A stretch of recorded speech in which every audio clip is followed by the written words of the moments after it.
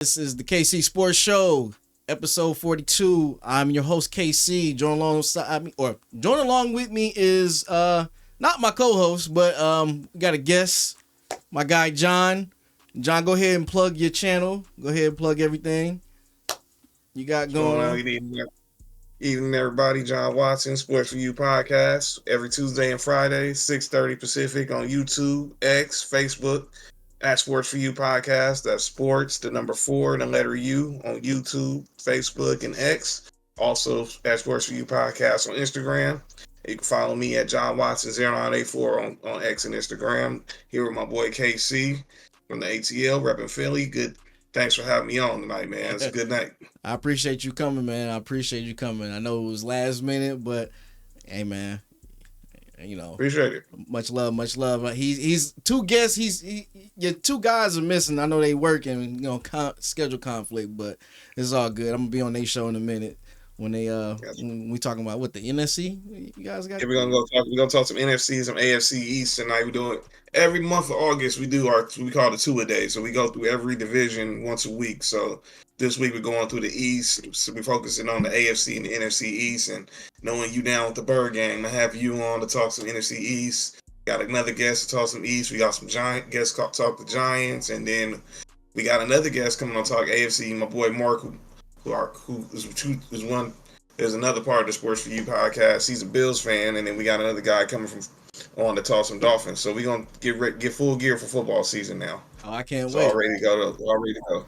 I can't wait. I know last episode I was on with you guys. What was that? The draft? Was that the that was a draft? That was another draft. That was a little. That was a wild night. That was a wild night. That was a wild night, man. I was in my bag a little bit, but I was like, I hope I didn't go too crazy. Nah, you was cool, man. You was cool. You was cool, man. You was all on the air when we saw that Michael Penix pick. We was all still tripping over that. That was crazy. That was a little crazy night. I couldn't believe it. I still won't believe it until I see him on the field this weekend. Oh yeah. Preseason's kicking off. I know last night I caught a few minutes of the game. It was the Patriots versus the Titans? Patriots.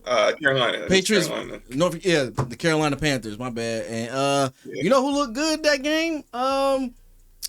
Milton. Milton looked good. It's my guy. Tennessee, Vol Nation. That's my guy right there, Joe Milton. He was going crazy. He looked like a little Cam Newton out there. I was like, all right. Yeah. They got him in the 6th round, so he's still a project, but he looked like he definitely be a backup.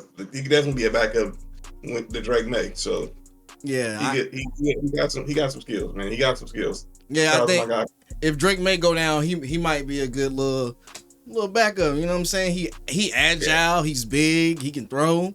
I mean, I was rooting for him while he was at Tennessee. I watched a few of his games. The one game I remember him playing was that South Carolina game. I was like, all right, this dude, he might be something serious. But Rattler went crazy that game too. But I ain't. Oh yeah. I hated that game. So I hated that game. I was talking about that today. My boy Trell was down. Also, boy, the Sports4U family. That game always just because that was the game we lost that kicked us out of the playoff, and then Hendon Hooker tore his ACL, and we smoked Clemson in the Orange Bowl that day. That still, but we should have been in the playoff, man. And that was just like. Oh, I think I'm mixing it up. Hendon. I'm mixing up Hendon. Hendon Hooker with Detroit, but they were both at Tennessee at the same time. Okay. I mixed. I was like, make sure I got it right. All right, go ahead. It was at the same time. Joe Milton was the guy at first, but then they both came in. They both came in as transfers. But Hendon Hooker ended up stealing the job, man, and he took the job and didn't turn back. And then we was on our way to the playoff, and then we ran into South Carolina. Spencer Rattler was out there looking like Albino Mahomes, man. And next thing you know, we losing by 30 points, and Hendon Hooker tearing his ACL in garbage time. And I'm like, we smoked Clemson in the Orange Bowl, which was good, but still. We should have been in the playoff, but things happen, man. Yeah. No, that was a good game. That was a great game. I gotta admit, but no, I think he gonna be something special. I didn't watch the Detroit game. I I caught like a little highlight of it, but I really wasn't interested in New York or Detroit. They ain't really had nothing that was playing. Yeah, I'm not really a preseason dude either. I mean, I got the Texans Steelers game on right now. CJ Stroud already said this is easy work, so he can go sit down for the rest of the preseason. They went down there opening drive and he hit Tank Dell in stride. I'm like, okay, that's what he on. So they're good. You know, everybody's still talking about this whole situation with Justin Fields and Russell Wilson. Fields looking cool so far, but we'll see. We'll see. We'll see. It's still got 2 more games. And who you taking for starting for the Steelers? Fields. I think they go Russell Wilson. I think it's easier to go to Russell Wilson first because if Justin Fields doesn't come out the gate hot, but he's been doing good tonight. But he don't come out the gate hot. It's easier to go to him if Russell Wilson is struggling. Yeah. Then you go to Russell Wilson when him struggling because to save Russell Wilson, then you say Russell Wilson does bad, then you gotta go back to Justin Fields, and that just proves that the Steelers still don't have a quarterback. That's true. That's very true. I mean, yeah, I would use Russell as the sacrificial lamb first. I'm with you with that. Justin Fields, I'm like a big caper for Justin Fields only because I knew the high school he went to, kind of like it's like hometown relatable, but I feel like the Bears gave up too fast on them, and the same thing that's going to probably happen with Caleb Williams happened to Justin Fields. I mean, they didn't really have it too many. They didn't really surround him with too much to work with, but I mean, Caleb Williams got a plethora of wide receivers with him right now. But what that line look like though, that's the biggest thing. That's gonna be a big question. Yeah. My girl Christy Love, she's a huge Bears fan, and she that's her concern. That the Bears online, though they got Keenan Allen, they got DeAndre Swift, now you got DJ Moore, and you draft a Doomsday, still got Cole Kmet, but who's gonna block to make sure Caleb Williams stay upright? We're gonna find out tomorrow when they play Buffalo. So, and like I said, they're gonna send some vanilla coverages. They're not gonna be nothing too blitz crazy, but you gotta need to see, okay, can they keep him upright for at least so he can get the ball out of his hand within 5 seconds? That's true. We're gonna see. We're gonna see. It's gonna be an interesting season this year. But we do have structured topics in line for us good folks. Before I get started, make sure I got the link down below. I'm also have my guys' channel down below here. Also podcast links. And we got sponsors, Poggers, 10% down below. Also, Bet US. Get your 125% of your first bet off when you use my link down below. All that's there, but we're going to go into our first topic officially. Facial recognition. How do you feel about that? It is now going to be introduced into the NFL. All NFL stadiums.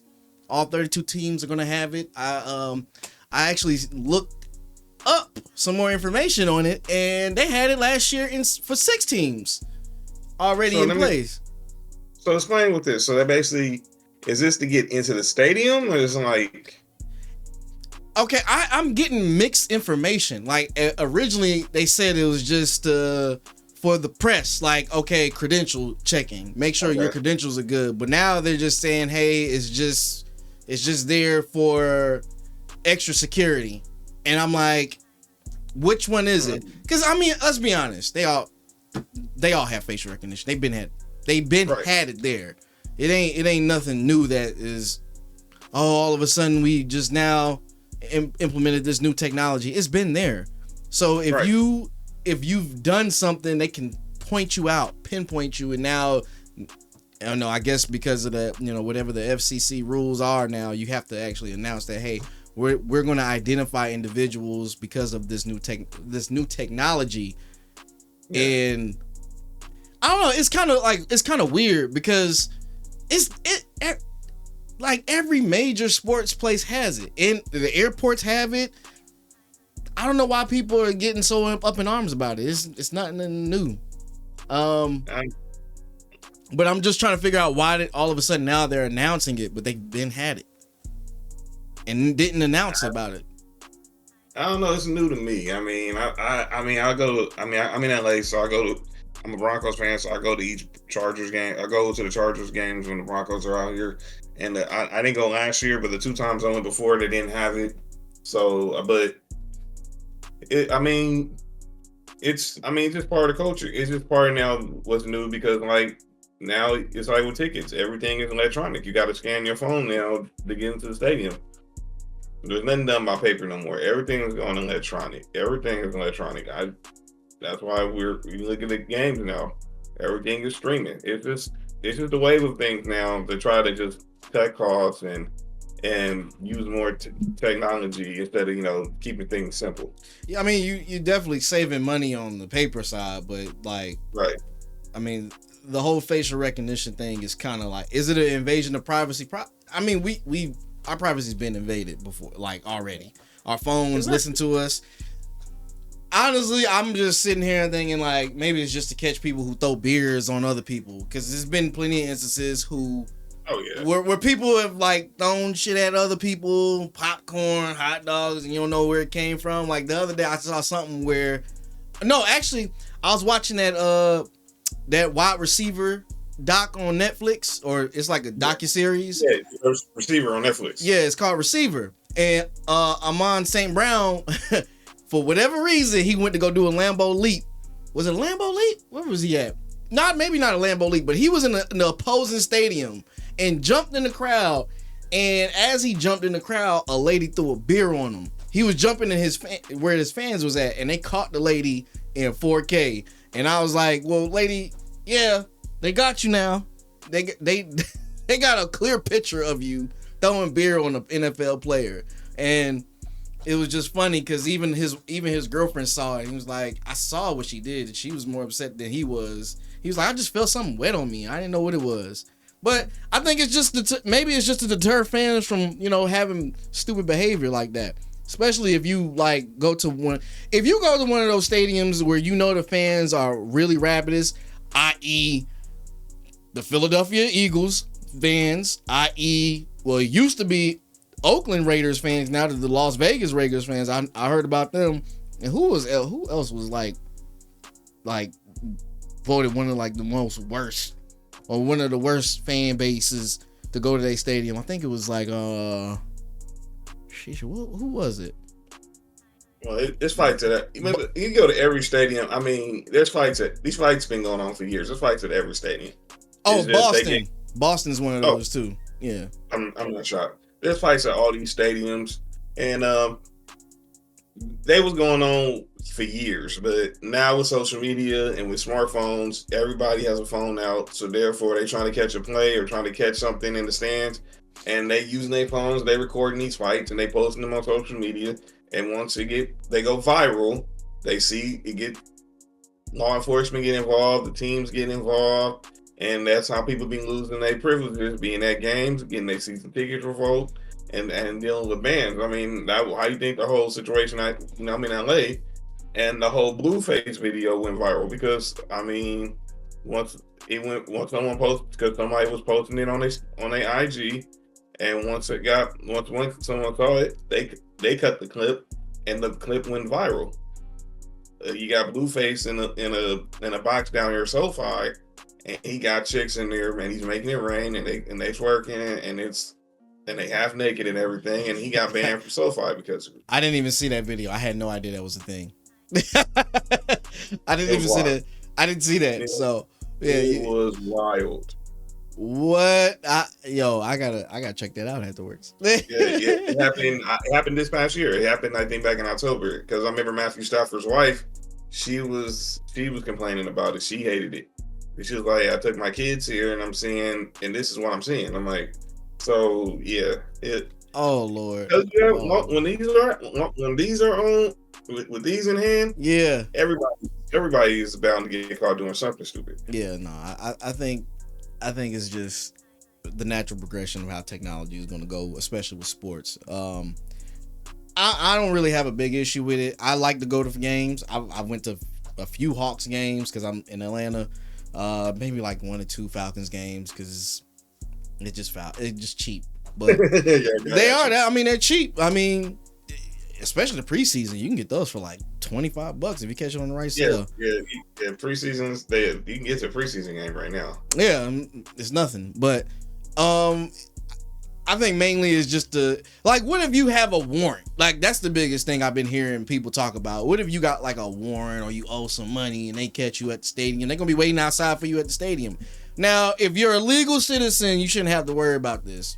Like me, like you, we don't have no warrants. I mean, I don't got anything going on so I wouldn't really care about it. If anything, it's an alibi. It's in case something happens to you where somebody's using your ID, and then he's like, "No, I was at the football game," and they got you right there at the football game. They know exactly where you at based off of your seat. I think it's a great thing. Oh yeah. But I'm the person that I pay for clear at the airport too, so I don't care. They already got my retina scan and everything, so I'm not complaining about it at all. I'm not tripping either. As long as I can, look, whatever. If it's the easy way for me to get stuff done, and let's just go. Yeah, no, I ain't got no issue with that. That's okay with me. So for those who got issues with it, so sorry before you know. Sorry. Let me see what else we got. What's the next topic? All right. So the next topic we can go into is the Nick Sirianni, Jalen Hurts thing. I don't necessarily like this. I don't like how. I hate how they paint court. I hate using like the race thing, but the black quarterbacks are so much under scrutiny. It's like damn. Why is it that he got to have an issue with Nick Sirianni? It clearly wasn't him. It was the damn offensive coordinator they had. Brian Johnson didn't know what the hell he was doing. So, like, why is Nick Sirianni even being played up with Jalen Hurts? It's just like they're trying to make controversy for no reason. So, well, I look at it was y'all in the Super Bowl the year before. Obviously, Jalen Hurts had an MVP-like year. Right. And then y'all show up to the season, things seem good, and then you see little dust-ups on the sideline with him and A.J. Brown, and things started going south. So they have to point to, obviously, they're going to point to two people. You're going to point to the head coach, you're going to point to the quarterback. Now this story comes out that Jalen Hurts wants more input on the offense. And Sirianni, obviously there's some philosophy differences, X's and O's. Now, all that got to be done because when it's all said and done, Jalen Hurts is going to be there. Right. You gave this dude a $200 million contract. He's going to be there. He's not going anywhere. You just brought in Saquon. He's not going anywhere. You got A.J. Brown. You got Devontae Smith. You got Dallas Goedert. You got this defense. You got this O-line with Mailata and Lane Johnson. The person that's going to go somewhere is Sirianni. Kellen Moore ain't safe. I mean, I love Vic Fangio. He was my coach in Denver, but I think he's better suited as a defensive coordinator. So I think I got a steal right there. I'm jealous that y'all got him as your defensive coordinator.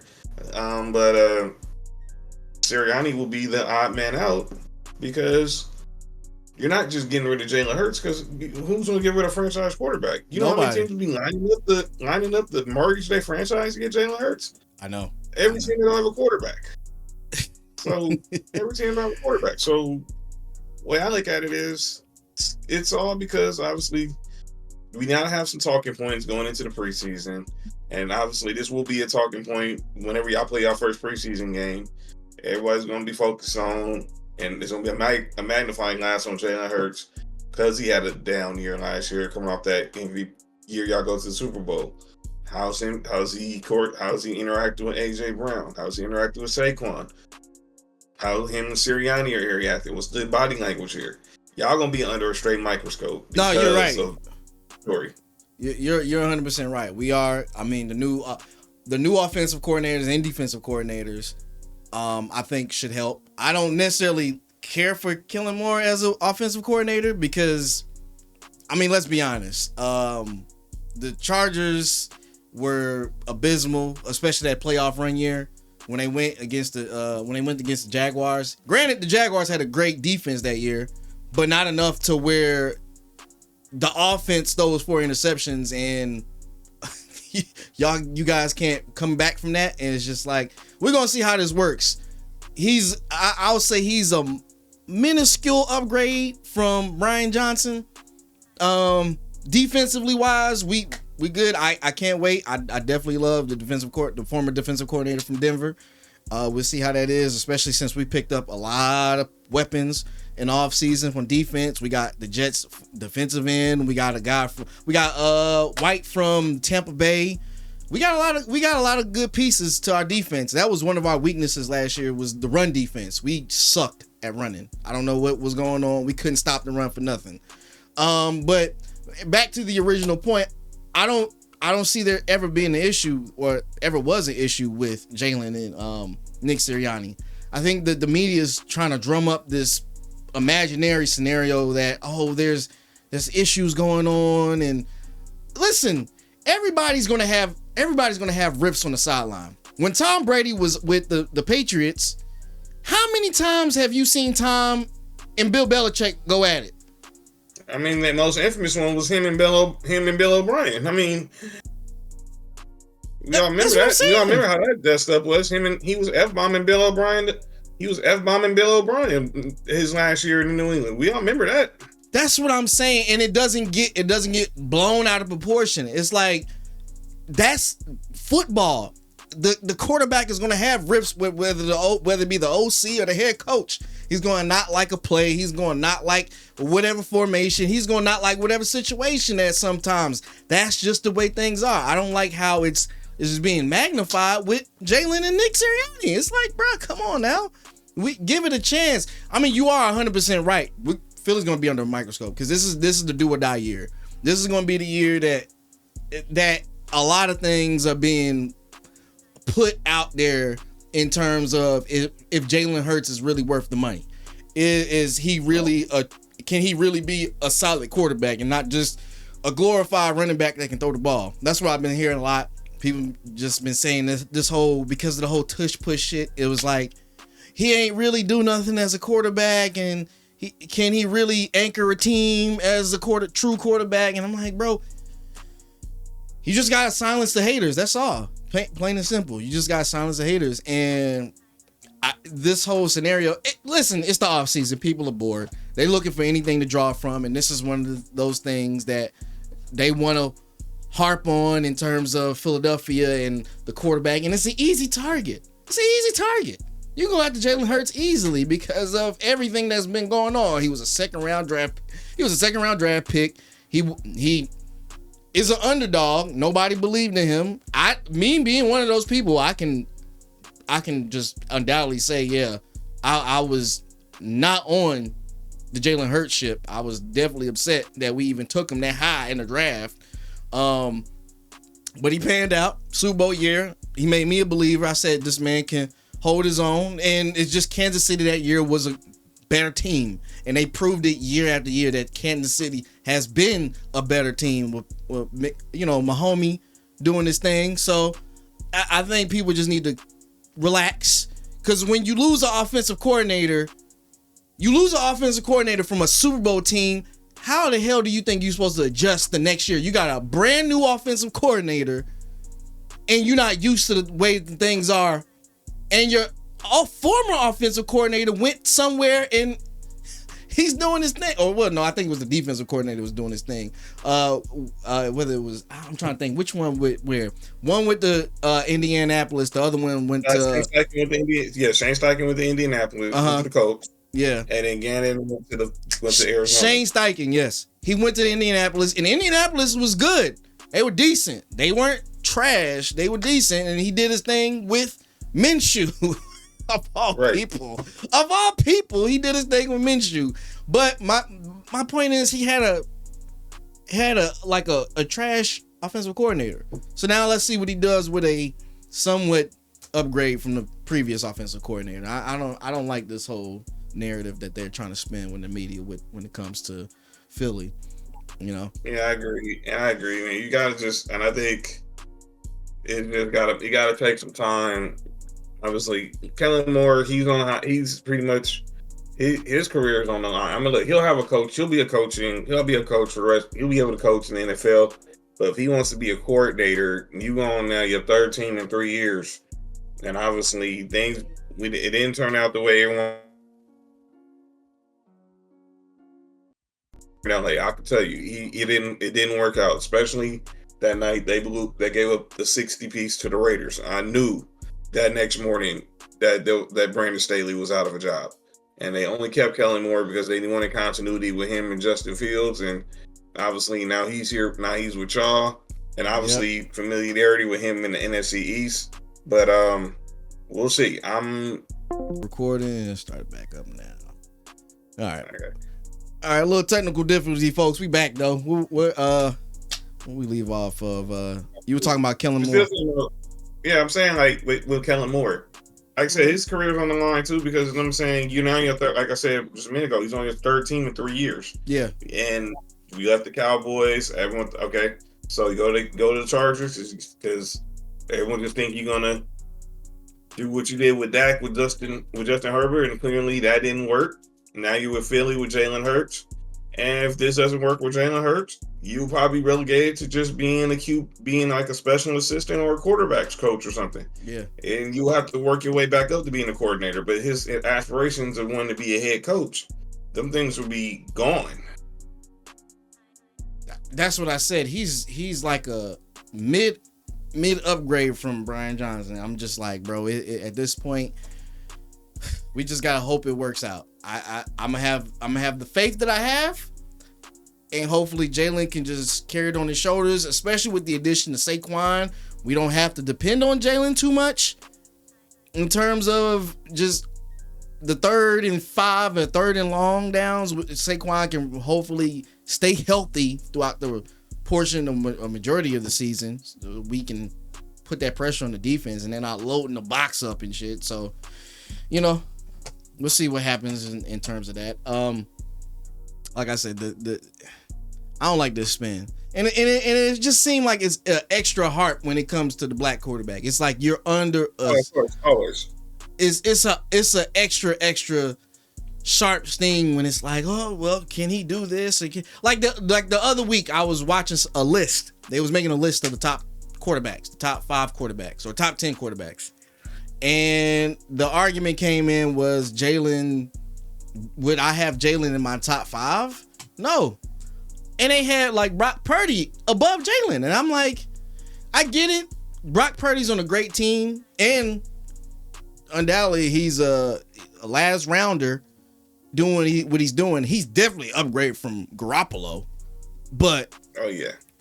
But, I mean, he's in the top 5 already. Like, come on, man. We gotta stop this.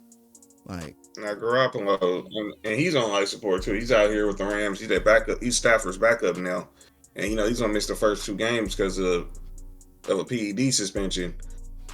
And if there's talk that he's been struggling, and if he might lose a backup competition to Stetson Bennett. So he's on his last leg as well. But yeah, it's going to be interesting to see how y'all offense looks with Kellen Moore. Is he going to try to, fling it all over the field like he did with Dallas, with Jack?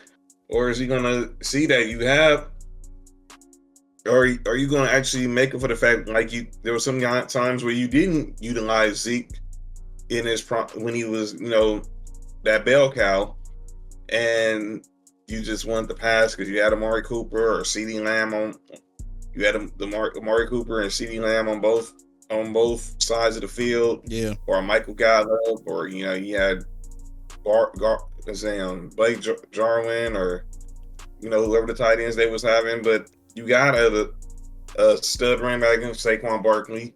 Just feed him. You got a number 1 in AJ Brown. You got a number 2 in Devontae Smith. You got a good tight end. But will he run the ball first is the question. That's the big question. That's the huge question. That was what McCarthy said. Now that he's going to take the play call, we're going to run the ball more. And that was clearly a lie. I mean, hey, what you supposed to do? If you don't got no faith in your running back, hey, it is, or your line, it is what it is. But I don't know. I'm happy that we got Saquon, and I hope, even just for the sake of making the Giants look like dumbasses for not even picking up Saquon, his contract. He wasn't that. This is the funny thing. Saquon wasn't even asking for a lot.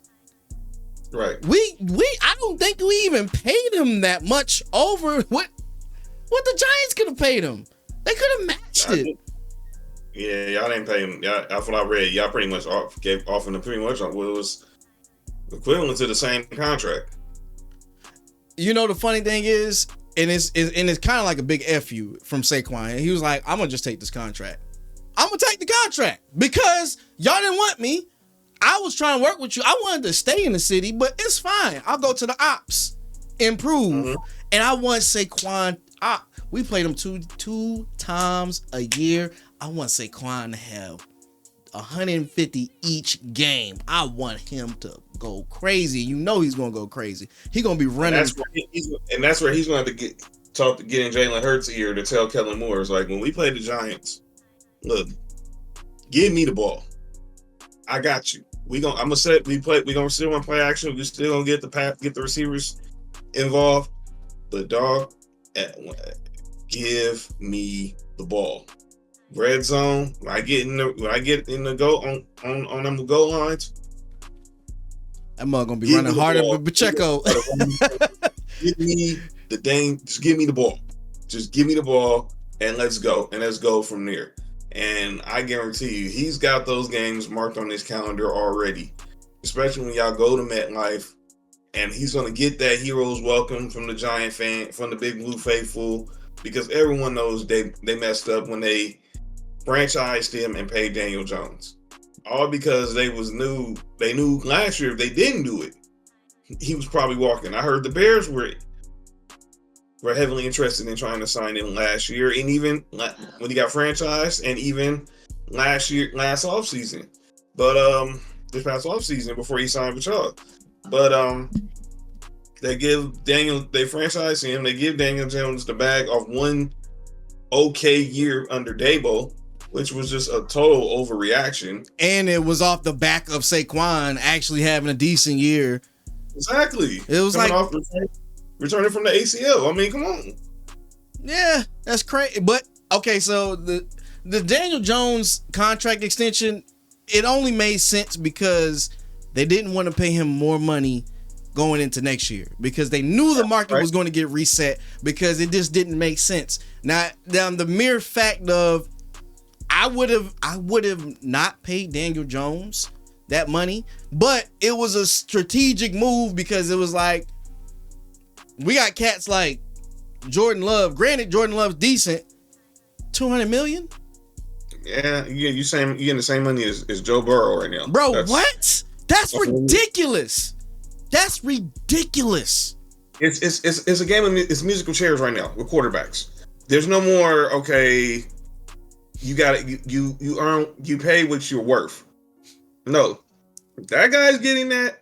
I want to see if I can hold out as long as I can to see if I get the same thing too. Trevor Lawrence, not a $55 million quarterback. Thank you. That's all I needed to hear. Not even close. Not a $55 million quarterback. Jordan Love had a good, strong into the season. Not a $55 million quarterback. Tua, $52.5 million.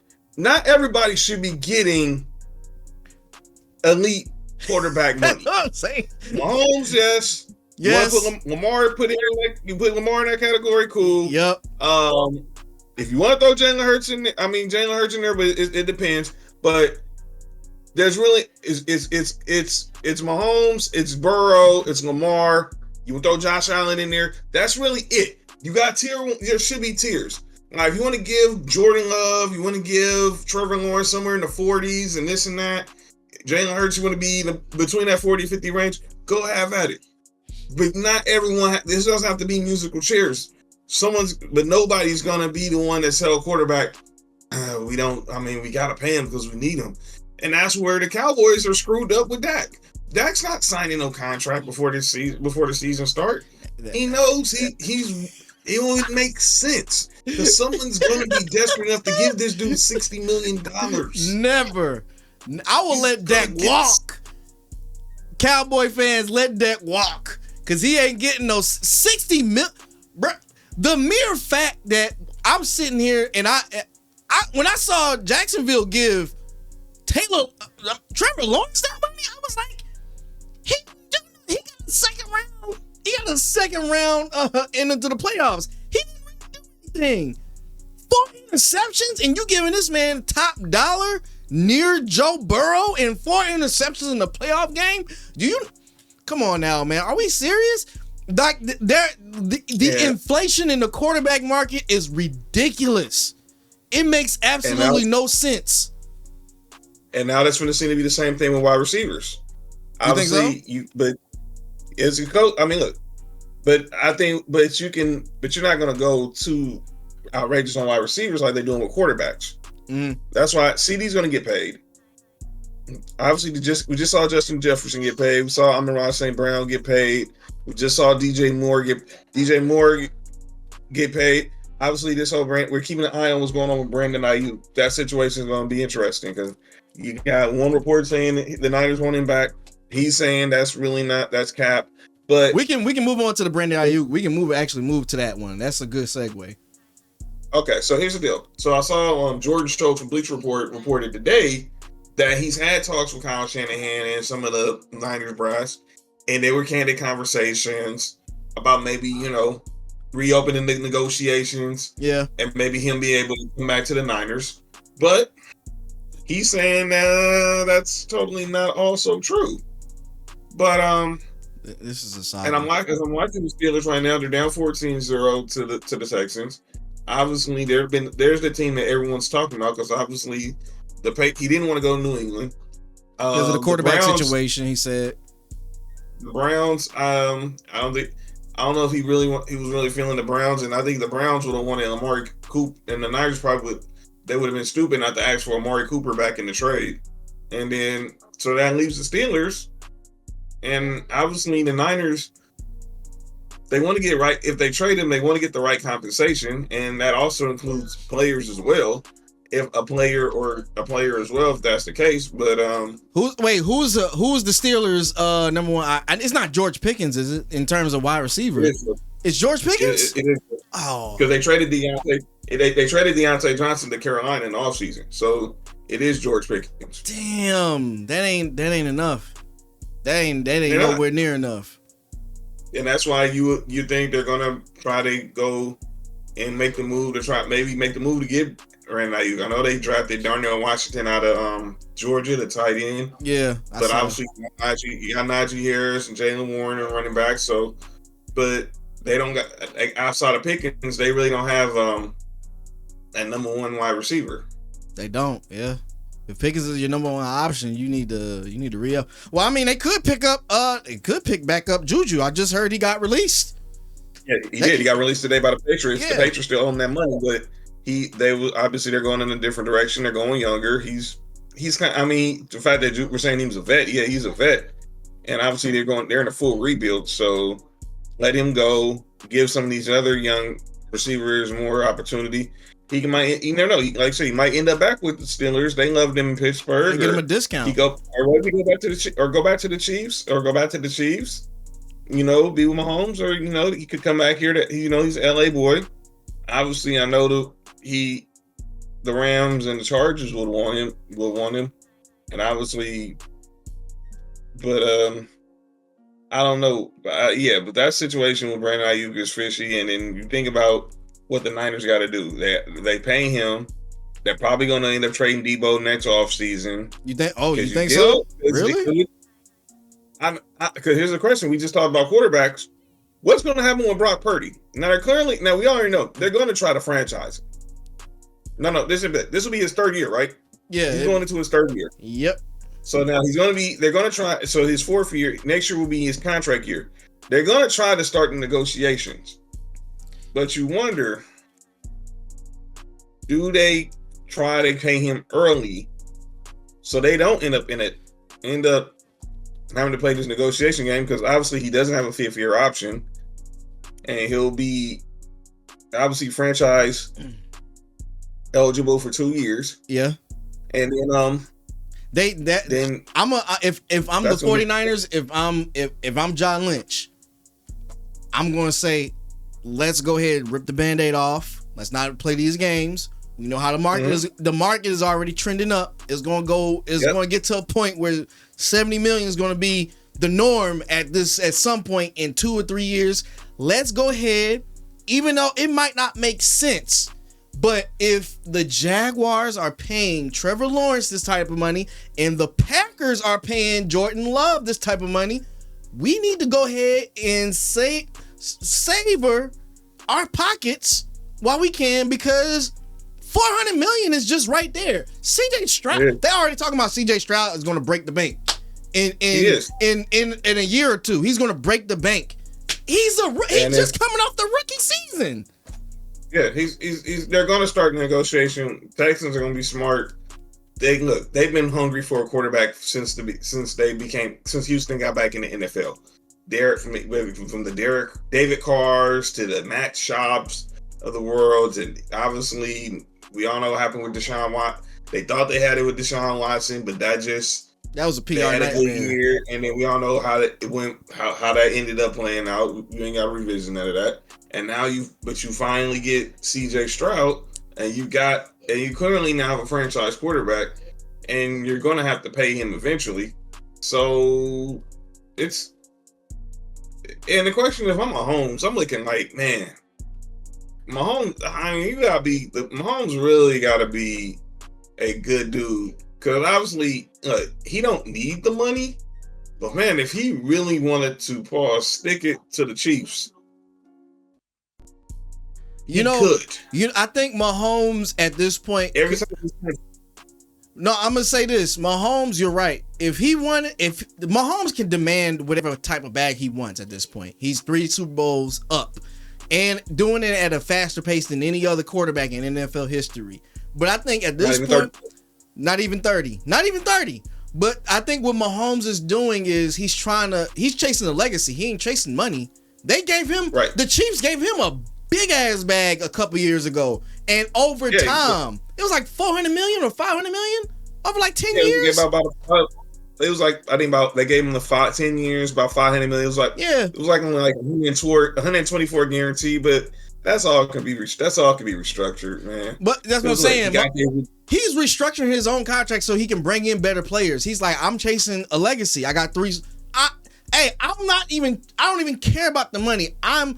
Tom Brady is a prime example of this. It's you have to sacrifice something in order for you to be a GOAT. Because that at this point, I said after 3 Super Bowls, you got to keep going. It's a marathon at this point. You got to keep going. So when it takes me back to the time when Tom Brady was at New England and said to himself, "Hey, look, whatever you need," because Tom Brady could have damn sure said, he could have been demanding $300 million. Years ago, easily. But he said, I want the best players, and if I gotta save money, I'm gonna give you the discount, New England, and bring in the players because I want to keep winning. I want to keep this legacy going. I'm 5 Super Bowls in. I'm 4 Super Bowl, 2, 3. I got 1 more Super Bowl, and I save the money. And then when New England gave Tom they asked to kiss. Bye. Okay, cool. I'm leaving. And then he got some more money. He got more guaranteed money in Tampa. But at this point, you got to sacrifice. The way the market is, it's not making sense because none of these guys are a guarantee throughout injuries can happen, decline can happen. Nobody knows. That's the issue. Mahomes is one of those people. I think he'll chase legacy before he chase money. Got all the money in the world. But yeah, he don't need it. I mean, look, he grew up in a family. His daddy played in the major, so he didn't come from money. His daddy played for the Yankees and everything, but he never needed the money, and obviously, he don't need it now because your first year as a starter, you're MVP. Your second year as a starter, you're a Super Bowl MVP. Your third year as a starter, you're playing in the Super Bowl. Your fourth year as a starter, you're on Championship Sunday. Your fifth year as a starter, you win the Super Bowl. Your sixth year as a starter, you're winning the Super Bowl. Now here we are in year 7 as a starter, and you can look to make history. And you're looking to make history being the first team to go the 3-peat. Ryan Clark said it best. We're in the Jordan era of football right now. Thank God. It's beautiful. It's so beautiful. Off the 3-peat.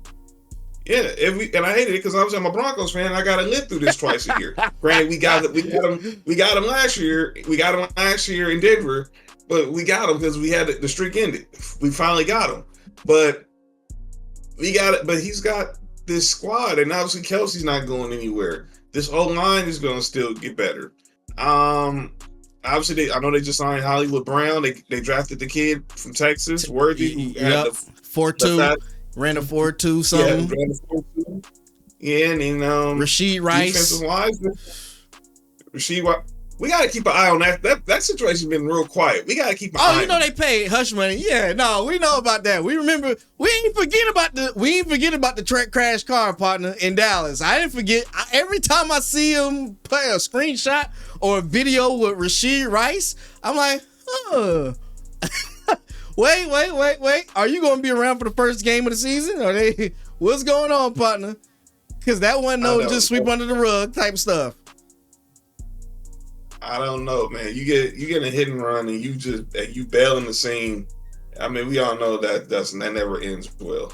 Yeah. And currently, they've been real quiet about that situation. The cops have been real quiet about it. The Chiefs have been real quiet about it.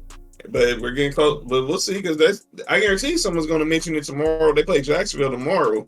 I need to play the games on NFL Network tomorrow night. So I guarantee someone on the Chiefs broadcast, they're going to mention it. I mean, they probably can't mention it too much because legal. Obviously, preseason, when they do the preseason games, those are broadcast teams that are hired by the broadcast teams hired by the team. Who's going to be the Malika Andrews? Who's going to be the Malika Andrews of this? It's not no Fox or CBS. They ain't no nationals. I mean, they're going to be pretty much catering to the home team or the team they broadcast. So I keep an eye on it. I think he's going to be. If I had to guess, he misses at least 2 to 3. That probably give him 4, and he can negotiate it down to 2 or 3. But he's definitely going to be. He won't be there overnight. He won't be there ring night or banner night, I should say. Yeah, he's going to be suspended. It's a definite. I mean, I think the NFL is at a boiling point with this type of stuff too, because he wasn't even just the only one. Addison out of Minnesota got a DUI. Here. Oh, that was there? Okay, yeah. Well, yeah, because he played in USC. He played at USC. So Addison, yeah, he's here. That happened at LAX. That happened down at LAX. They found him DUI at right there at LAX, sitting in the car asleep while the car was running. Yeah, no, that's a big no-no. He had the situation his rookie year, speeding it on his way to practice. So he already got 2 strikes. Yeah, Addison is going, like, at some point the NFL, if they haven't already implemented some type of rule about DUIs and speeding after the whole freaking what's the Henry Rugg situation, I would have thought they would have just been like double down on any infractions when it comes to DUI, speeding, and it seems like it's a trend. I'm seeing the younger players, mainly the younger players, catching these DUIs left and right. It's a crazy part. I learned this. I listen to Sports Radio every day. I heard the story from John Harley, the voice of the Lakers. The NFL has on Frontline, basically their own personal car service, I should say. Say if you too intoxicated to drive, you call so-and-so number, you let them know your location, somebody swoops you up, and they get you back home or to the hotel or wherever you gotta be, and you don't have to worry about getting behind the wheel. But people don't take that because they feel like, man, they like us. They like, man, I mean, I don't drink, but I'm like, man, I'm good. I can get behind the wheel. Yeah. I'm just going up the street. I'm going up the street. I ain't going too far. I'll be sobered up by the time I get home. By the time I get halfway home, like, but nah, they don't think about that. And obviously, you in Atlanta, so and I know my boy Mark is gonna be here when we do our show. You obviously, when you talk to him, he's a Georgia fan, and you see what's been going on with them. Yeah. And you in Georgia because obviously. Oh yeah. The Bulldogs have been having an issue. They had a few players get caught on some speed, a lot of moving violation, and we all know the tragedy that happened with after the parade, where one of the players was killed in the accident, along with the female staffer. And, yep. In our first round draft pick, I do remember that. Yeah. They have the resources because they just choose not to use it. That's all it is. man, it's just I don't get it, man. And I'm not saying that this is a new epidemic that young players keep getting DUIs. NFL players and NBA players, they're gonna stay getting DUIs. That's not anything new. But at the frequency of it, it's like I know the teams have like the liaison to come down and talk to the rookies or the 2 or 1 year players and say, hey, don't do this. Especially after the Henry Ruggs situation where it was like somebody died. And it was just like, y'all, you have to drill it in them or put the fear of God in them and say you could lose your whole career over nothing. Call the Lyft or Uber or call the free service that we provide to you and get your ass back to where you need to be. If you're too intoxicated, don't do it. But the young players thinking they, it's the whole God complex. I gotta be, me. I'm gonna get myself home, and not knowing how intoxicated they are until you get pulled over, and then boom, DUI, or you done hit and ran and left the scene and say, I don't want to get in trouble because I'm a high profile player. It's stuff like that. It does not make sense. But to your point, I know they do a rookie symposium, so I think they go down to I don't know if they probably still do it, where they go down to I think all the rookies, they meet it down in Canton at the Pro Football Hall of Fame, and they're talking, and they bring some of the veterans in there. I remember Herm Edwards pretty much was saying the same thing you were saying, like, because you get caught up, the network I work for, you're gonna be right there on the headlines. You're gonna be the first. You're gonna be one of the story. Yeah, and even Chris Carter, he got a lot of slack for saying it. He's saying you gotta have a fall guy, but here's the thing: who these guys don't got the guy who's gonna tell. They don't have the guy who's gonna tell them, you shouldn't do it, because obviously a lot of these guys aren't. They could be yes men and hanger-ons. They got nothing but yes men. They have nothing but yes men. They don't tell him like, okay, look, man, I'm driving home, but they don't want to lose that benefit of having that homeboy saying, that homeboy gonna hook me up with this, hook me up with that, but telling him what's real. Eat the charge. Eat the charge. No accountability. And what is it worth it? We talk about Henry Ruggs. Sad. That man lost his whole entire career off of nothing. Whole career. His life. He gonna be in jail for the next 7 years? 7 years? Let's be life is it's gonna be. Football is the last thing. He's now got to worry about what he can do when he get out of jail to rehabilitate his image. Try to see if someone can bring him on as a coach somewhere so he can make a decent living. I don't know what his family situation is, but he's gone. His career's over. You can go ahead. No, I was gonna say Henry Ruggs' story was so interesting because he had a friend that died in a car accident. So it was just like not from being intoxicated, but nonetheless, so a car accident, and you would think you'd be more self-aware to be like, let me be careful about what I do. There was something I was going to say in terms of that, but then I lost my train of thought. It was something in relation to that. Oh, that's what I was going to say. So when you said that Henry Ruggs, he might come out and go coach or try to go play for Canada or, the Canadian League, try to see if he can still grasp some of his career back. He is lucky he had the DUI in Las Vegas versus if you're below the Mason-Dixon line in terms of accident, like they are hard as hell on you for DUIs. You talk about vehicular homicide, you kill somebody, that's a minimum of 10 years. There ain't even nothing else you can do about it. The moms against drunk drivers shit, it's ridiculous, especially where I live at. You get caught with a DUI, that's $10,000 off rip. It ain't even a question about it. And you gotta serve that time. It ain't nothing else. And you kill somebody, it's done. So he's lucky it was in Vegas. I think Vegas has a little bit more higher tolerance for the BS than anybody else. Because it's Vegas. People go there to, blow some steam off. But yeah. Vegas is Vegas.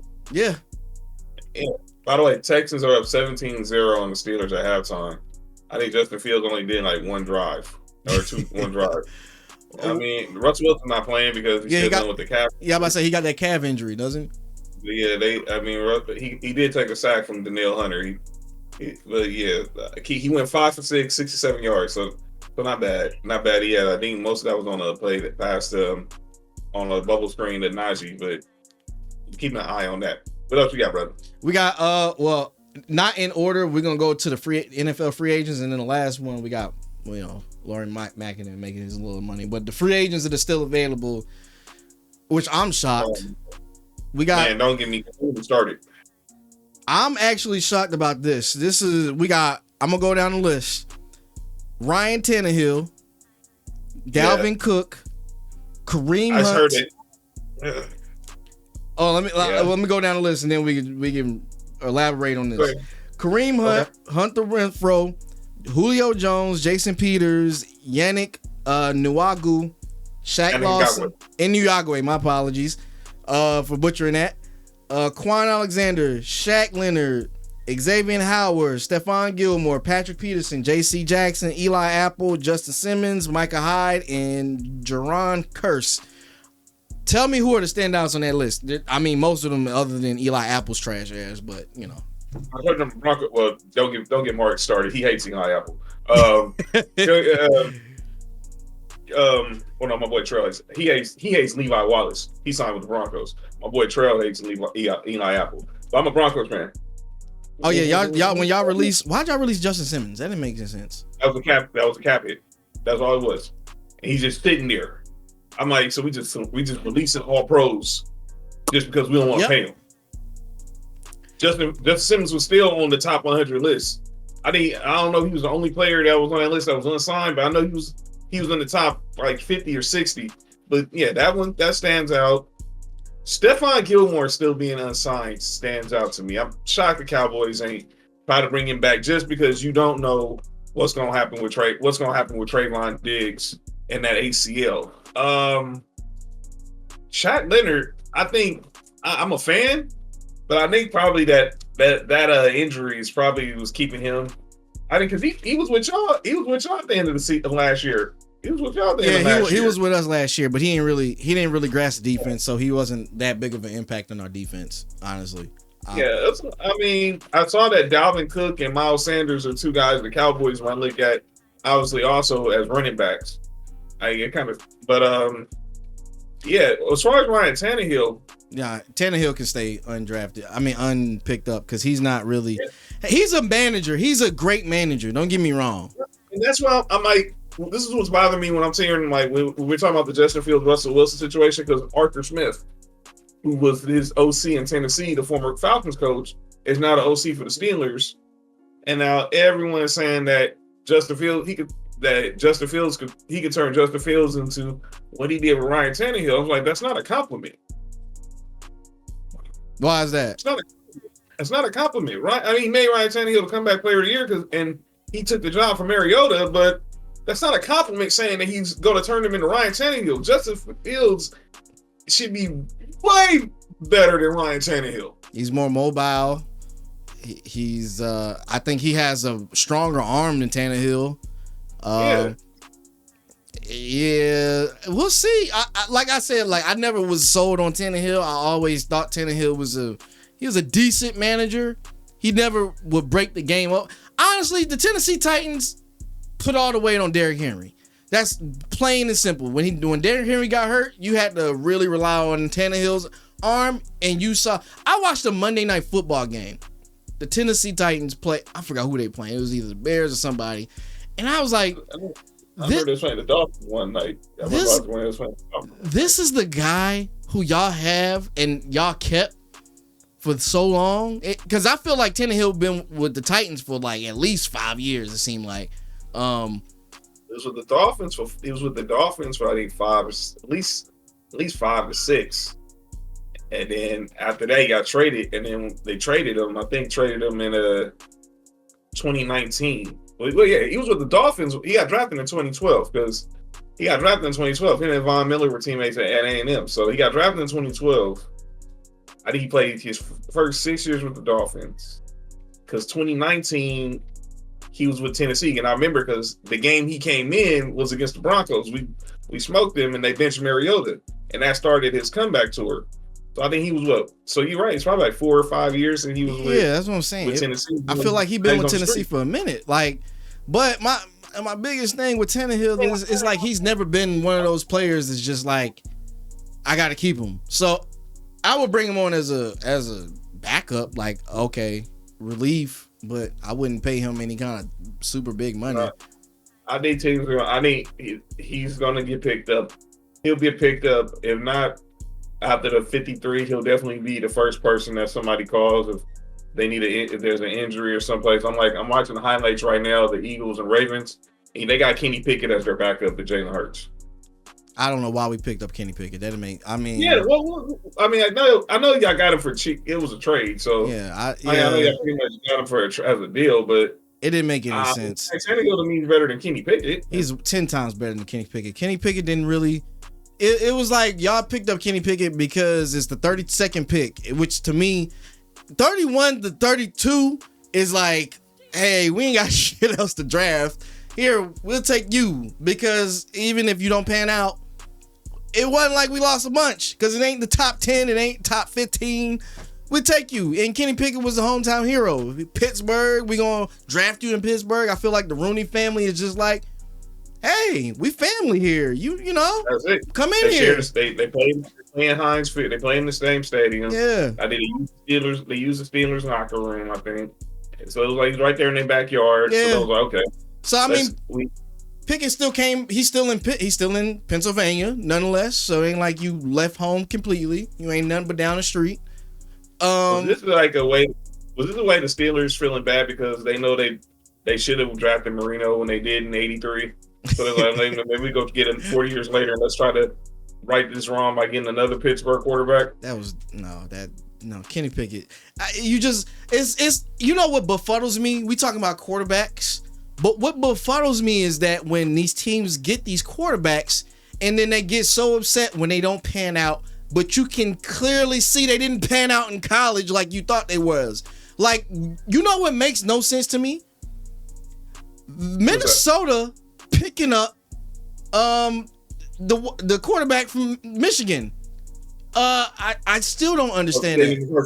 JJ McCarthy. I have no idea. I watched that national championship game, and I was like, this man is not. He's a mobile quarterback, but he is not he is by far, and this is out of the odd for a white quarterback. He ain't a good passer at all. And I'm like, what the hell? Why would you pick him up that high in the draft? Just because he's getting the steam from all the scouts, you know, Mel Kiper board and all that other shit. I'm like, that doesn't make any sense. Yeah, but I could be wrong. I know we was high on JJ McCarthy too. We ended up taking Bo Nix. We did our mock draft the week of the draft. I wanted us to take Michael Penix personally, but I knew that JJ McCarthy, if he was sitting there, it was either gonna be him. If he was sitting there, we would have took him. But then I guess he went maybe like a pick or two ahead of us, and then that's how we ended up with Bo Nix. Now we're not starting Bo Nix on Sunday, which I think is stupid. I mean, I don't want to hear this stuff about Jarrett Stidham starting. I mean, what are we doing? Y'all also picked up your boy from the Jets too. I mean, that's another. No, what we doing? This unofficial depth chart saying, "Well, Bo Nix is number 3." Come on, man.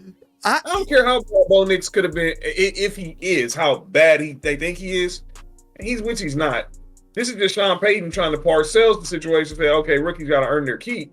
I mean, there's nothing he can do that's any worse than Zach Wilson. I don't know who was smoking dope in the office. I'll be honestly thinking that there's some kind of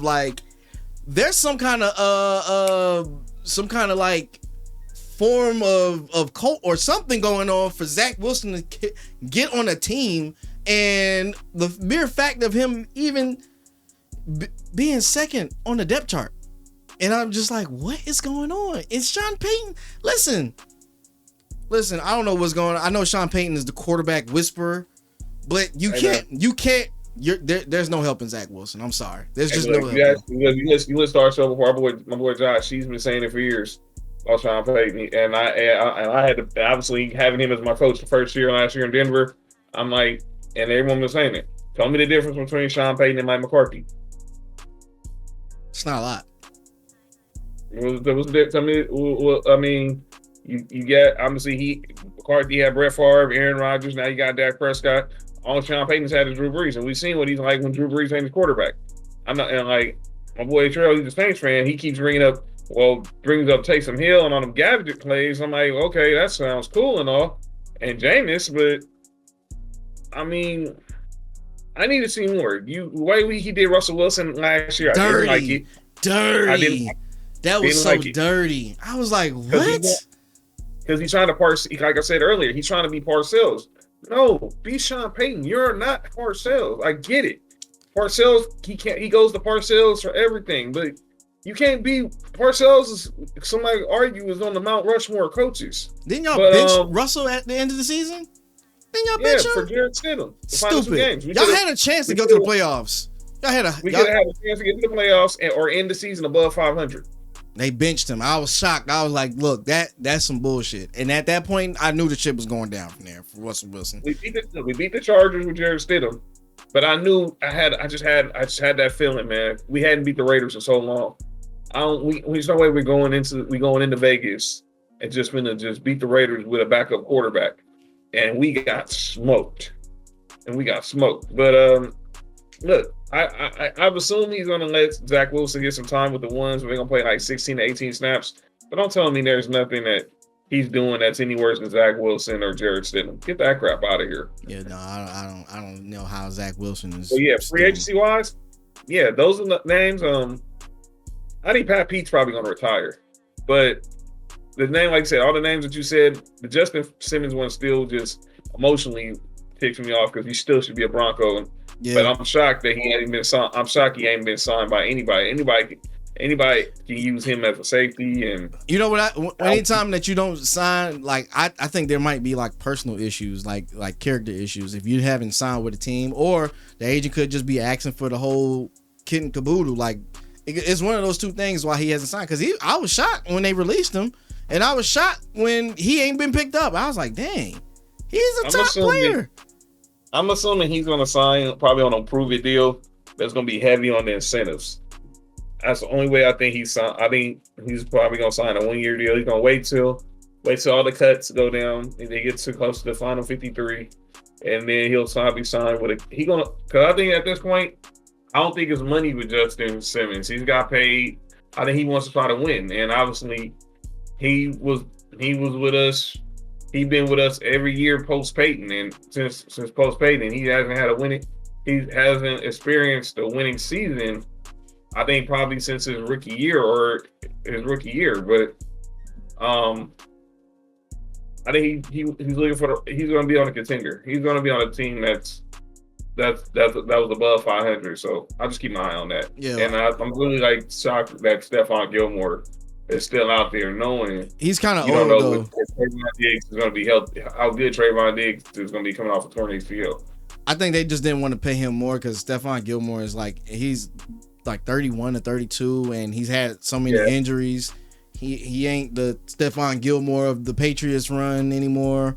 And it's just like, well, we got to weigh our options in terms of if we want to spend money on this person who might go down another injury, and he's already older. He's at the tail end of his career. So is it worth it? Right. Patrick Peterson, you're right. I think he might retire this year. He's pretty old. I'm like, God, he's been in the league for a minute. Yeah, 13 years. It needs to be 13th season. Yeah, it's about his time to call it quits if he hasn't already. But he might still got some fight in him. I was saying Patrick Peterson when he got picked up by the Steelers last year, I was like, they probably gonna move him to safety because he can't travel anymore, and it'd just be a natural progression to make him a safety. He can still he still hit with the best of them. Dalvin Cook, I'm not surprised because the running back market is pretty trash. Same way with Kareem Hunt. Those probably be like mid-season pickups. Or like 3 or 4 games in, they'll pick them up. Julio Jones, I'm sure Julio will get picked up as a red zone threat at some point for dirt cheap. Quan Alexander was pretty good with the Steelers, but I don't know what's going on there. Xavier Howard is probably the biggest standout to me in terms of outside of Justin Simmons. Xavier Howard's a free agent? Yeah. Oh my God. Yeah. Yeah. He's still there. Yo, make sure you bring this. Make sure you keep this list for Sports for You. Because the bubble Mark's gonna go crazy when you hear some of these names. We gotta make sure we read this list up in the next hour. But man, Micah Hyde still open. Yeah, he hates that. He hates that. Micah Hyde being a free agent. Yeah, I think a lot of these dudes are probably just waiting on contenders and just waiting to see the final who gets cut when they do the final 53. Yeah, it's just about saving money. Shit, it ain't nothing else. Ain't nothing. If anything, you're gonna save money by waiting to sign them. JC Jackson, I'm not shocked about that. He didn't really do nothing for the Chargers. Yeah, those are the biggest standouts to me. But everybody else is like, you can wait. Kareem Hunt, especially. Kareem Hunt always comes in the last minute. I don't see running backs will always be available. I mean, they could probably wait till the season to sign Kareem Hunt Dalvin Cook, Miles Sanders. They all gonna be available. They still all be available by week 1. That's crazy. That's absolutely crazy. The market for the running back, I mean, has been like shambles, is in straight shambles, while the quarterback position is just like, it's overinflated, and it's just gonna, I think it's just gonna get worse.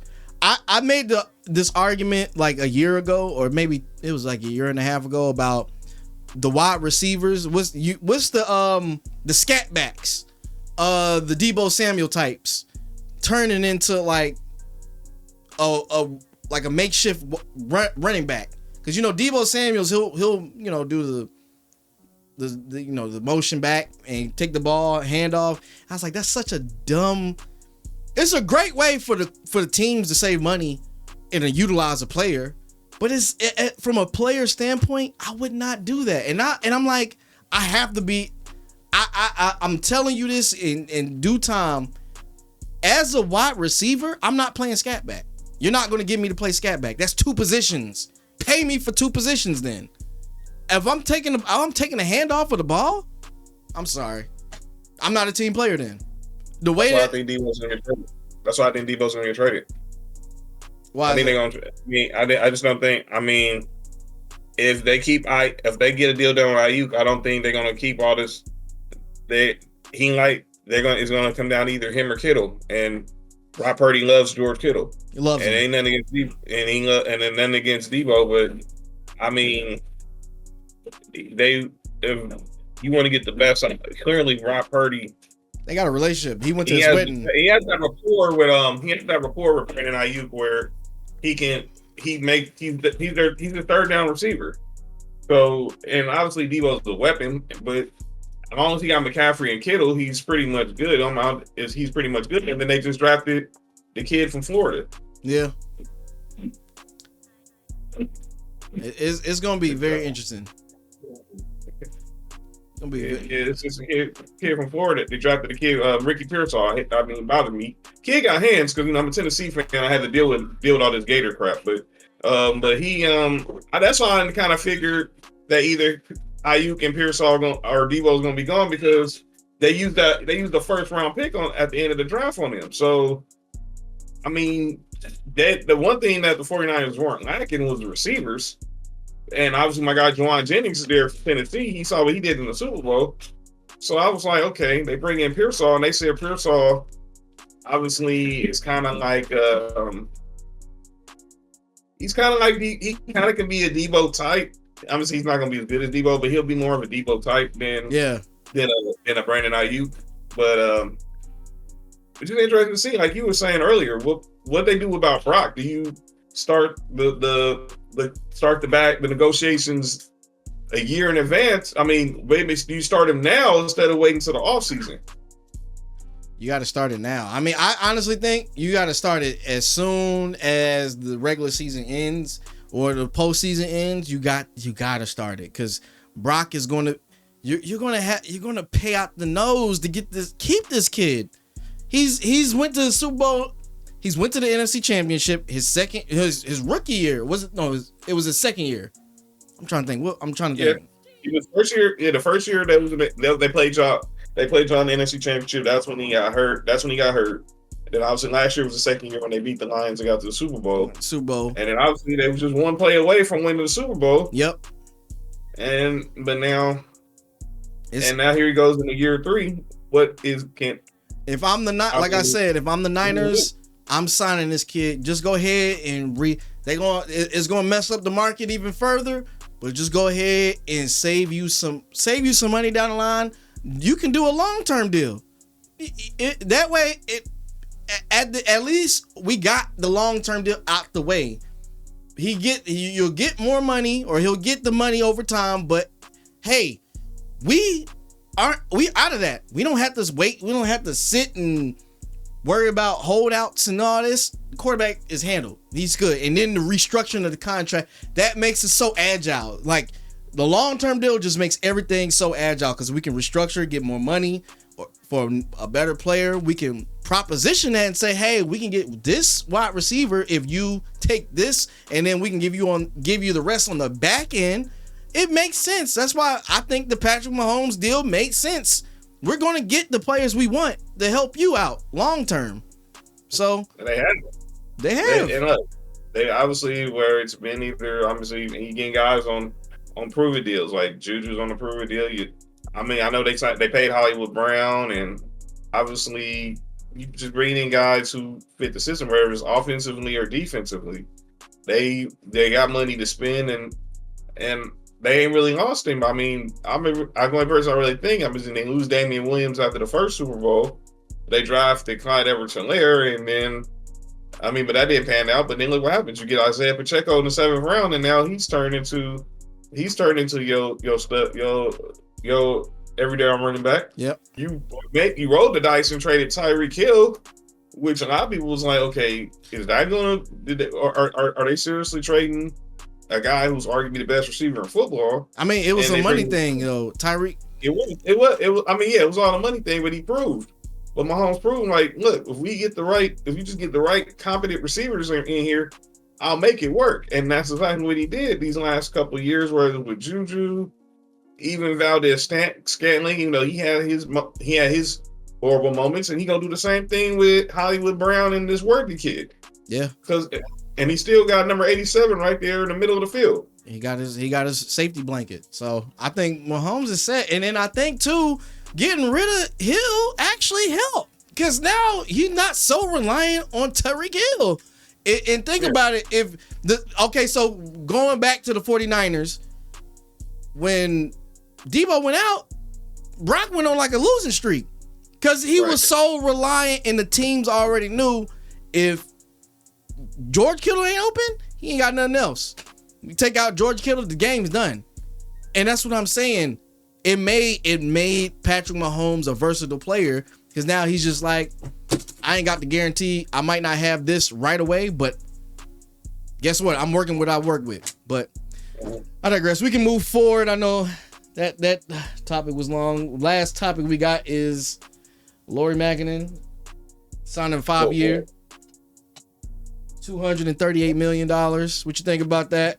I don't necessarily rock with Utah personally, but I'm a fan of Lauri Markkanen as a player.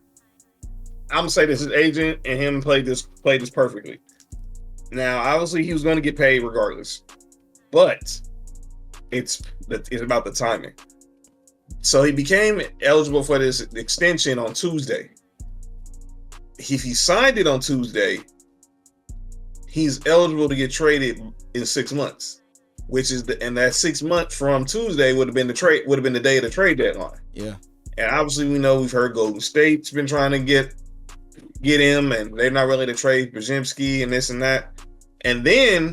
But if he signed it any day after Tuesday, which he signed it Wednesday, he can't be traded for the entire season. He can trade you still get traded 6 months, but he can't be traded for the entire season because the 6 months from the day he signed is after the trade deadline. So you can't trade him until after the offseason. So they played it perfectly.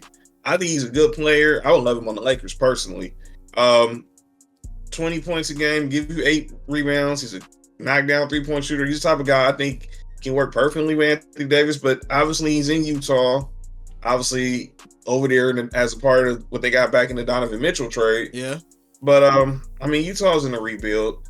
I think eventually he'll be traded. I just don't know. I mean, he'll be traded in the offseason probably because I think Danny Ainge usually he finds a way to manipulate somebody into giving him what he wants, and eventually, if I know Lauri Markkanen and his family didn't want to leave Utah, but it might be out of their control come the off season if somebody like Golden State or the Lakers or somebody who makes them an offer that they can't refuse. Now I don't know what we can offer.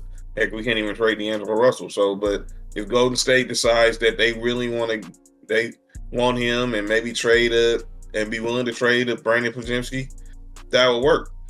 But they got other issues. They got to figure out what's going to happen with Kuminga. But Lauri Markkanen he's a good player, but Utah's not going anywhere. So he's not going nowhere. Utah needs all the help they can get after that whole issue with Rudy Gobert and Donovan Mitchell. I'm like, y'all are stupid. But nobody wants to. It's markets that nobody wants to play in. Utah's one of those markets. I'm still trying to figure out how did they have the All-Star game here. If I was talking to Adam Silver, I'm telling you, like, dude, you gotta be real specific in your where you picking your marquee event at. You can't just have it it just can't just be like every city. I mean, some of these cities they've had the All-Star game at in recent have been a little bit suspect. Like Cleveland, what was it like? Was it like Cincinnati or Cleveland one year? I was like, it was in Cleveland the year for the 75th anniversary team, and obviously that was all about basically LeBron's coming back to Cleveland, playing an All-Star game in the land, and blah blah blah, and the 75th anniversary team, and then they had the All-Star game in 23 was in Utah. And then last year it was in Indiana. Now they got better for this upcoming up year because this year's All-Star game is going to be in San Francisco. Okay. And then the 26th All-Star game is here, and then 27 is going to be in Phoenix. But some of them places should be like the Super Bowl. There should be just like a rotation of certain cities that gets your marquee event. Like I saw today where I was listening on the radio that the Cleveland Browns are going to build a dome now. I'm like, to make it more marketable for the Super Bowl? That's exactly what I thought. Cause I'm like, why are you building a dome? You're in the north. I mean, the elements is one of your keys to victory. The Ravens don't have a roof. The Bengals don't have a roof. The Steelers don't have a roof. Y'all don't have a roof right now. I mean, I just watched that Saturday. I watched SummerSlam. That's where SummerSlam was. It was in the Browns Stadium. And y'all gonna take away that advantage of cold because some teams quarterbacks aren't good in cold weather or can't play in cold weather. You're gonna take away that one advantage just so y'all can make this city more marketable. It makes it.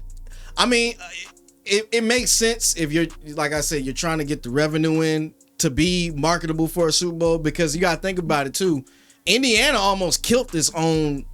Actually, no, Indiana did kill its own self in terms of being a marketable place for the Super Bowl when they put that whole bill in about being able to refuse rights to, gay people and whatnot. That was like, okay, NFL said, that's fine. You don't have to worry about the Super Bowl ever again. Because guess what? That shit sure got propositioned down here in Atlanta. And you know what Atlanta said? They said, no. Bye. No, we don't want that bill. Right. Bye. Right. Because you would kill your economy. Talking about you going to segregate. What? No, that is stupid. So it wouldn't make any sense. But I do agree with you in totality. Like, if I'm the All-Star game, I want it in marketable places. New Orleans makes sense. Phoenix makes sense. That's what happened. You bring up that whole bathroom bro situation. That's what happened in Charlotte. Remember in 2017. Remember 2017, the All-Star game was supposed to be in Charlotte, and they had that bathroom bill, and the NBA took the All-Star game from Charlotte, and then they put it in New Orleans, and then Charlotte got it back. I think 2 years later, I got it back in 2019 because 2018 it was here in LA. And then they got it back in 2019. They got it back in 2019 because that was the year. I remember that was the year J. Cole performed at halftime. Yeah. But yeah, and 2020 was in Chicago. But yeah, Go ahead. You got to make it marketable. That's what I'm saying. Like, you can't. I think, like I said, it should be a rotation of cities that you should have an All-Star game in and a Super Bowl in, because those bring the most revenue in, and it's more accessible. They've already scoped out the area for the tourists. Atlanta, Chicago, even though the city of Chicago is beautiful, don't get me wrong. Actually, no, Chicago's nice. Atlanta, Chicago, LA, where else? Anywhere in Florida in terms of Miami, Tampa, Phoenix, Nevada, all those spots, it should be rotated, because guess what? They got the capacity for the fluctuation of people that are going to come in when those events hit. It makes sense. You have the Super Bowl. Next 3 Super Bowls. This year in New Orleans. Next year it's in San Francisco or Santa Clara. Then it's here and then it's in LA. And then it's LA. Like I said with the All-Star game. This year is in San Francisco. Next year is here next year is out here in Inglewood at the Clippers' new stadium. And then they're going back to Phoenix. And they're going back to Phoenix. The only city it works where you can have it an All-Star game in any city is baseball, because it's summertime. Yeah. So like you can have a baseball All-Star game. All-Star game this year was in Texas. I think last year it was in Seattle. The year before that it was here. In LA was in Atlanta. So you can have them. It don't matter the city for baseball, because baseball is a summer sport. But if you're gonna have the Super Bowl, which happens in the winter, the All-Star game, which happens in the winter, you gotta have something for the constituents to be intrigued and want to be there. They just don't want to be there for All-Star Friday night, for All-Star Saturday night, for the game, for whatever that's worth, or even for the Super Bowl. And obviously people who go into the Super Bowl, they're more there for the recreation, because the game is not for the people, it's not for the common folk like me and you. It's a corporate snooze fest. Yeah.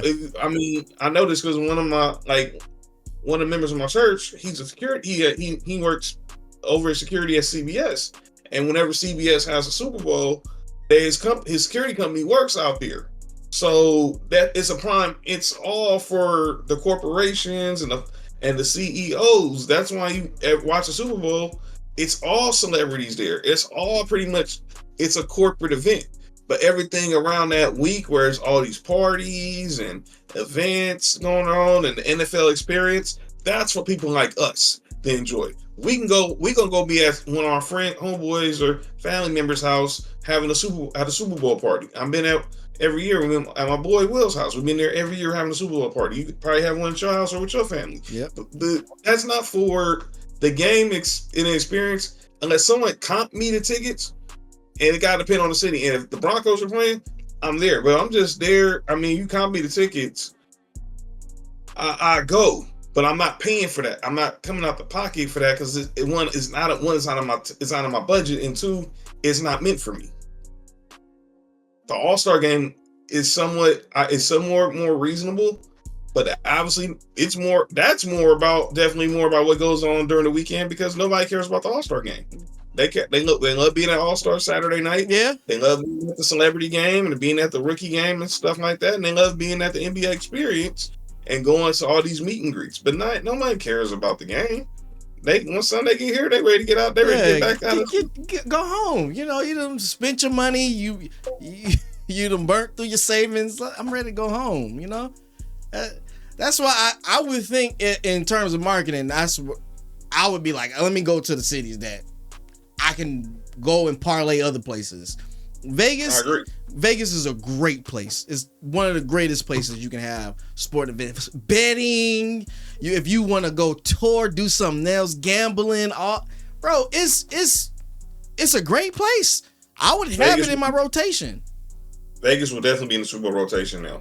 I mean, we saw it. We just saw it last year. I mean, yeah, they got they've embraced the sporting element now with the Aces. Obviously they're gonna get the athletics soon. They embrace the Raiders. The basketball team at some point. It's gonna be a basketball team at some point. They're gonna get an NBA team there. That's why everybody was paying attention to what happened with the TV deal, because that's gonna be the money that pays for an expansion team. That's gonna be the money that pays for the expansion team. But Yeah, I mean everybody who was there was just the experience of being around Vegas, and obviously the whole thing being here in LA. I mean, when the Super Bowl was here, it was the same thing. Downtown was on fire. That's funny that you say that. That's really funny. Not to cut you off, but it's funny that you said that TV deal thing. And it's funny that you said that Vegas, they're trying to pay for an expansion team, because the whole deal with TNT and Amazon going back and forth, and the NBA saying, hey, we want Amazon's money. And even though TNT matched what Amazon was paying, NBA still said no. That just brought an idea in my head. I wonder, there's something going on in the back that we don't know about. You said that whole TV deal. I knew for a fact TNT screwed up like this. They should never once Amazon got in the door, TNT was already in trouble. We just saw it. They got the NFL right. They just got Thursday Night Football. You don't think they're gonna want to try to get in on the NBA? They're gonna try to get in on Major League Baseball. They're gonna make their way a part of sports culture. Is because I said this about 3 years ago, Casey. After the Buccaneers Chiefs Super Bowl, I was with the Super Bowl during the pandemic, and that was pretty much when streaming started. Streaming had already been around, but then it started creeping up because people were at home. Yep. During the pandemic, so obviously we was in the house watching The Last Dance on Netflix or whatever, or just watching. The only thing we could watch is live sports and stuff like that. And I told my pastor this. We was outside talking. He was leaving church one day, and I was like, when I saw that CBS went out of their way to make sure to show that how much streaming records they set with CBS Sports, I don't think they had done. They might have been already with Paramount Plus at that time, but it was in the infant stages. When they set the records for streaming, I was like, in 5 years, cable TV is going to be gone. Look, and that NBA TV deal was a prime example. Easily, everybody loves TNT, but they let Amazon get in that door, and I was like, that is not going to end well. Because they're looking at how Thursday Night Football played out this year. If these first 2 years has played out well, and then you look at it, they had a game on Black Friday. What are they doing on Black Friday? They're promoting all their sales and all the stuff that you got that you can go get your family for Christmas and this and that. Such a streamlined way. Netflix now has a doubleheader on Christmas. You knew this was coming. They knew this was coming. That's why I did not understand the arrogance of TNT to let Amazon even negotiate. It ain't about the money. The TNT's going with the money you just said. They match the money, but the NBA seen it like, okay, we need to look beyond the next 5 years on where TV is going to be, and linear TV is not going to be it. You look at the NBC, they got Peacock. ESPN, they got ESPN Plus and Disney Plus and Hulu, and Amazon is Amazon. And HBO Max got some of them games too. HBO bought, and that's the crazy thing.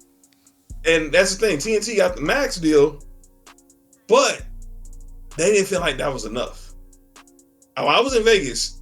That's how, because I stayed at Airbnb. That's how I was watching March Madness, because the place we were staying at, they didn't have linear cable. We had to stream everything. So we was watching all the games from the tournament either on Paramount Plus or on Max. This was bound to happen, and TNT dropped the ball. Barkley with that fake retirement, I knew it was BS. I knew it was BS. I said this on the show, like, you're not announcing your retirement from TNT during Game 2 of the NBA Finals on an NBA TV post show. If you really was retiring, you would have did it at the end of the Western Conference Finals, where Shaq is right there, when Ernie is right there, when Kenny is right there, the entire production crew is right there. Draymond Green is there. You basically passing him the torch to fulfill your job. But no, you want to wait and do this on NBA TV with just Shaq and Jamal Crawford. That's crazy. And nobody bought that. Nobody bought that. And now you're saying you're going back. And I hope he read up. And I hope, look, inside the NBA is a staple. They're the gold standard. let it be inside the NBA. I don't want to hear this crap about them trying to turn inside the NBA to like Sports Center. That's where FS1 went wrong. When they started that Fox Sports Live crap, and you got GP and Andy Roddick and Sean Mary. We had Bet You Got It and Donovan McNabb. We got all these athletes in there talking about other sports. Barkley's an entertaining dude, but I don't want him talking football. Let football players talk football. You think that do you think that at some point that TNT will try to up the ante on the deal? Well, they're going to court now. Yeah, I saw that. No, what is it, like antitrust? Like it's damn near a monopoly with them with Amazon. They're going to court right. They're going to court right now. So it's going to. I mean, if I had to guess, the judge is going to favor in the side of Amazon. But if they do, and this is the end of TNT, don't try to keep it there just for nostalgia. And then you just make it from inside the NBA to inside sports just so we can have Shaq and Kenny and Chuck to laugh at. You know Ted Turner was not going to let this happen. You know Ted Turner is not going to let new money get over him. I mean, he could just buy the IP of the NBA of all the people that's over here. He could just buy them. That's been out there that will someone buy the rights to inside the NBA. I know NBC is going to try to see if they can pull Chuck and Shaq and Kenny from the head of their coverage. Amazon's definitely going to do the same. I know Barkley said he'd never work for ESPN, but he did talk to him. But it's all going to be a negotiating ploy, and we'll see what Turner and Warner's Discovery going to do, because the clock is ticking. You expect this is going to be done before the season, because you don't want this carrying into the season. I saw Barkley yesterday on Dan Patrick's Regal say he don't know what's going on. Bro, this is like the Wild Wild West now, and everything is a la carte. It's not the same anymore. Everything I can vaguely, not even vaguely, I can remember where you were able to turn on the channel on Monday night or even Sunday, and you were just able to watch your team. Now, even when the Thursday night games got introduced, you were still able to watch it on ESPN or wherever they were broadcasting. The fact that you now need a stream, bro, we entering a different time, and TNT ain't really moved along with the get along game. You know what I'm saying? Like, in terms of streaming, right. Like, it's more lucrative. I can see why the NFL, I can see why the NBA is like, it's more lucrative for us to go with Amazon versus stay with you guys. Amazon can give us a back end deal with all the stuff from the Black Friday deals to the Amazon Prime deals. They got way more incentives for us to sign with them for a long-term TV deal than with you guys, who, by the way, they're not like, what is TNT is an old school like cable company. It's an old school. Ted Turner owns a lot more than that, but I'm just saying, what can you offer us? Yeah, it's like NFL. We knew, and you knew. I mean, I pretty much knew this was gonna be a problem the moment NFL sold the Sunday ticket rights to the YouTube. Oh, and they got sued for it. And they're in court now. The judge is saying that the judge ruled in favor of the plaintiff, the original plaintiff, who was like a bar owner in like San Francisco, because this case has been going on for years, and it finally reached the Supreme Court or federal court, and the NFL lost, but then there was another judge who overturned it. This is going to go on in court forever. It should. I mean, you should be able to go to a bar. Like, okay, it's one thing for like fights. Let's say the Crawford fight's on. Yeah, okay, cool. But they charge for that fight. A NFL game should be, NBA and NFL games should be easily accessible. We are going into a point where now you can't even, like a Thursday night game. I remember I was in Houston. And the Eagles were playing, I forgot what team they were playing. But I had to literally go into my app on Amazon and watch the Thursday night game. I'm like, this is crazy. They can't. It's like, yeah, we don't got it because we're not paying for Amazon Prime. It's crazy. Okay, good folks, we are back. Technical difficulties. I think we're coming towards the end of this great conversation, John. Man, I am. This has to be one of the best episodes I've had with a guest. Very, very knowledgeable guy. We was in the middle of a deep conversation in terms of the TV deals and how streaming is going to ultimately mess up sports, the way we view sports. It's going to be the way in life, man. It's going to be the way, and people just got to accept it. I mean, I know a lot of people don't want to hear it, but it's just going to be what things are going for the future. We're going to have streaming devices. And like, I'm in a Broncos fan group, and this is the first, because obviously last season was the first season that Sunday Ticket was on YouTube, and you go into these bars, and obviously outside of the game, if the game is not a Monday night game, Monday night, Thursday night, or Sunday night, you're watching the game pretty much on YouTube TV. Yep, on your phone. And now that's it. This is what it's gonna be now. Yeah. This is what it's gonna be now. Sad reality of how capitalism is in America. So just get ready to that. I mean, at some point we're just gonna all have to pick and choose our favorite teams to watch on just a dedicated basis. You just can't watch anything anymore. Pretty soon Monday Night Football is gonna be exclusive to some streaming platform. Pretty soon. I mean, well, if it had to be streaming, it's gonna be, since ESPN got it. It'll be on Disney. It'll be ESPN Plus or Hulu, where it's gonna be. But it's just gonna get to that point where everything's gonna be streamed now. Cable, DirecTV is gonna be gone. I mean, Spectrum's gonna be gone, but you're still gonna have to have Wi-Fi in order to watch TV now. I mean, that's just gonna be what it is. The Wi-Fi connections are gonna have to be a little bit more stronger in order, to keep people watching TV without having any hiccups. Because obviously streaming, if you don't have a strong Wi-Fi connection, depending where you at in the country, where it's obviously weather can be very challenging at times, it'll be ruining your viewing experience. Yeah. That is the sad reality we're in right now, and I can hold off on this one. This is sad, but we spun that off of a conversation with Lauri Markkanen being in Utah, which is a horrible market, in my opinion. Beautiful state, but it's nothing in there. But I think we can wrap this up in terms of the time. So I allow you time to get ready for the show. You got anything for the good of the group before we get up out of here?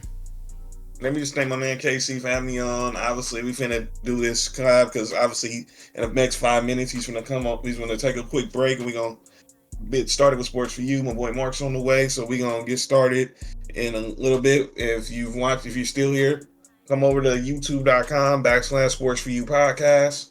Search Sports for You podcast. That's sports for the number 4, the letter U podcast on YouTube, X, and on Facebook. We'll be streaming on all 3 platforms in about a few minutes. We're going to talk some NFC East. We're going to talk some AFC East, talk a little Olympics, talk about the Pro Football Hall of Fame, and obviously the next class of people who could get in, who shouldn't get in, and obviously, and we're gonna revisit this list KC brought about all these available free agents, how some of these dudes are still out here on the street. And I know some of these guys should be in somebody's camp right now, but I guess some of these veterans, they want to play for contenders, and obviously I need some of them who don't want to be in training. They don't want to be in training camp, so yeah, we'll see.